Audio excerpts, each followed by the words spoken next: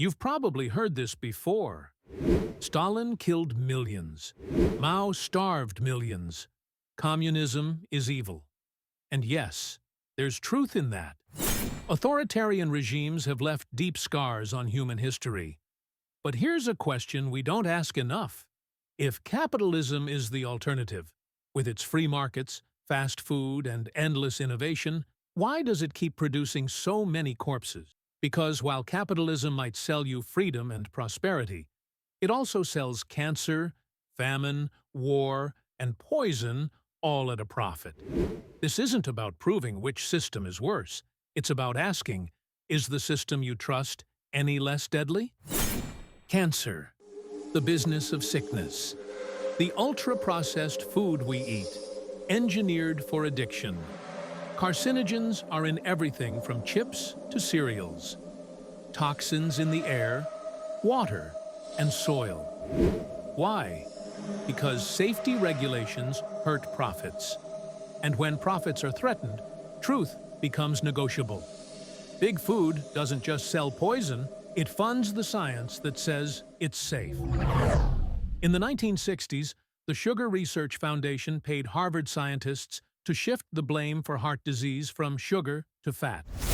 In the 2010s, Coca-Cola quietly funded the Global Energy Balance Network to claim obesity was about exercise, not sugar. Monsanto, after the World Health Organization classified glyphosate as probably carcinogenic, launched smear campaigns, ghost-wrote studies, and pressured regulators to protect Roundup. This isn't science. It's corporate public relations in a lab coat. And the result?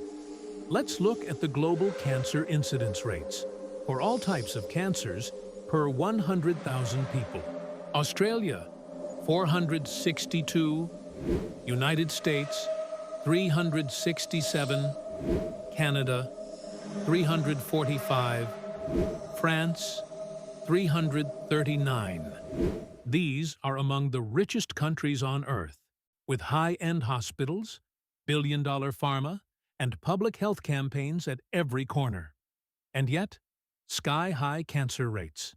Now compare them to Nepal, 81.6, Eritrea, 99.8, Saudi Arabia, 87.1, Qatar, 82.4.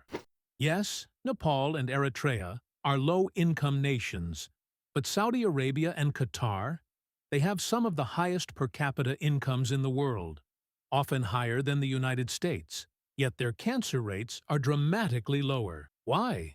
Because despite their wealth, they've not fully surrendered to the Western model of mass-market consumer capitalism.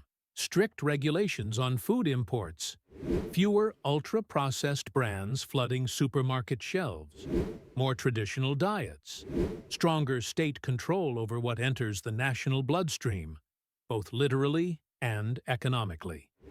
They've embraced modernization without completely opening the floodgates to big food and big pharma.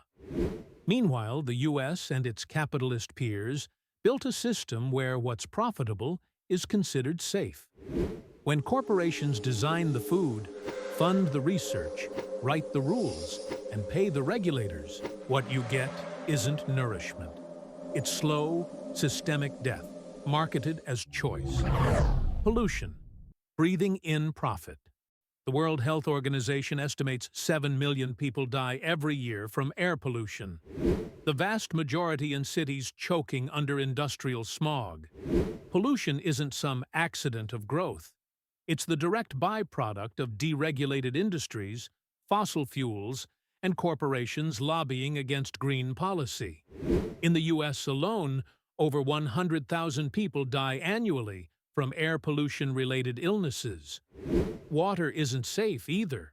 From Flint, Michigan to the Ganges in India, capitalist economies consistently cut corners on clean water until disaster hits. When clean air and water threaten profit margins, they become optional. War, the market of death. Then there's war. Not for survival, not for justice, but for contracts, for oil, for influence. In Vietnam, over 2 million people were killed. In Iraq, estimates range from 200,000 to over 1 million civilian deaths. Afghanistan, another 500,000 casualties. None of these wars delivered stable democracies, but all of them delivered billion-dollar contracts to Halliburton, Lockheed Martin, and ExxonMobil. This is the military-industrial complex Eisenhower warned about. Fully matured, fully monetized, and all of it packaged in the language of freedom and security. War, under capitalism, isn't a tragedy. It's a business. Hiroshima, the ultimate sales pitch. August 6, 1945. Hiroshima. One bomb. 80,000 people vaporized instantly. Another 100,000 died slowly from burns, radiation, and cancer. Then, Nagasaki. Another 70,000 deaths. Japan was already on the verge of surrender. So why drop the bomb? Not to end the war, but to send a message to the Soviet Union. A warning, a performance. That's capitalism dropping a nuclear bomb. Not out of necessity, but to control post-war markets. So yes, communist regimes committed atrocities. No system is without blood on its hands, but don't fall for the illusion that capitalism is clean. Because it doesn't always kill with gulags or firing squads.